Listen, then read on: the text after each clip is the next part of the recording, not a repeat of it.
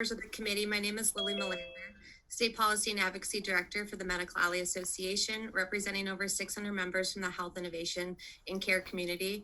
I appreciate the opportunity to testify in support of the Angel Tax Credit Program, authored by Senator Nelson. This legislation is one important step in continuing to grow Minnesota's innovative ecosystem, fostering an environment for innovators and generating growth for decades to come by attracting investment dollars for in-state innovators and sustaining Minnesota's status as a regional competitor. As we look at the economic effects the global pandemic has had on our entrepreneurs this past year and the lack of funding for the program in 2020, these entrepreneurs will need the state's support now more than ever. The Angel Tax Credit Program has broad support from a wide range of industries, including agriculture, clean technology, high tech, and healthcare, generating over $450 million in investment to 430 startups and emerging companies since its inception in 2010. The Angel Tax Credit helps entrepreneurs from around the state access capital to start and grow their businesses here in Minnesota. With half of the program's funding targeted towards minority, women, veteran-owned businesses, or those businesses located in greater Minnesota, the Angel Tax Credit provides a benefit to the entire state.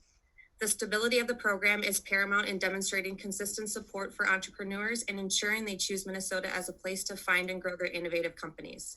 It provides assurance to startups as they look at their finances, and it's critical in continuing to reach into targeted communities and unlock investment and growth for underserved entrepreneurs. The demand for the program has been evident. As the credits were available in 2019, they were exhausted in just under 5 months. And this year, when the funding resumed in 2021, after a gap year, as of March 8th, $1.4 million in general credits remain. The Angel Tax Credit Program is vital to keeping Minnesota a destination for entrepreneurs across technology sectors. Without it, investment dollars will go elsewhere, and companies that have a shot at making significant impacts in the world will struggle to reach their full potential. Providing ongoing funding for the program at $20 million is one important thing the state can do to continue growing Minnesota's innovative ecosystem.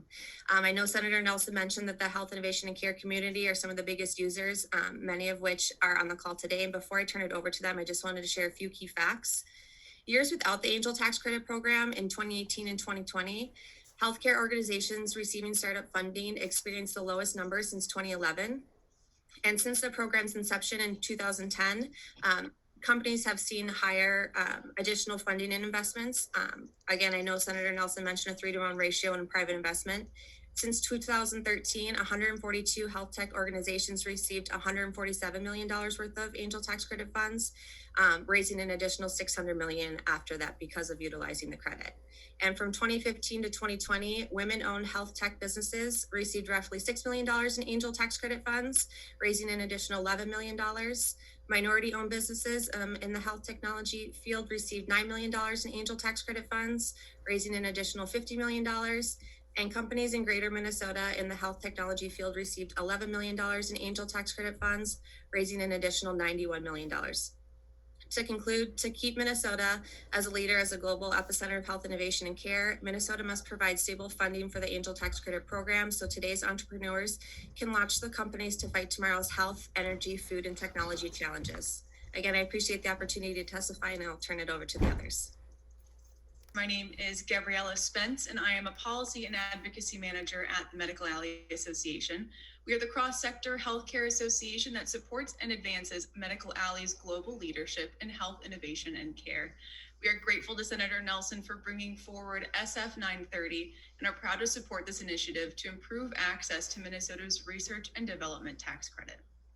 Medical Alley Association has consistently supported positive changes to this credit, from refundability to increasing the percentage, in order to make Minnesota a more attractive place for not only large companies to invest their research dollars, but also for startups and emerging companies to begin their journey. A key industry in Minnesota is health, innovation, and care, the lifeblood of which is research and development, as Mr. Johnson mentioned. This industry employs nearly 500,000 Minnesotans and has a more than $60 billion economic impact. In order for our state to continue competing on a national and global level for the industry's high-paying jobs, technology, and expertise, investments in the R&D tax credit must be made. We often hear from our members who have received the credit that the credit itself did not outweigh the costs incurred from initially filing. Additionally, due to the complexity of the credits, companies claiming them can frequently find themselves in the middle of an audit, which further drives down the benefit of claiming the credit. SF 930 helps companies save money by making it easier to file and reduces the chances of audits by simplifying the calculation process.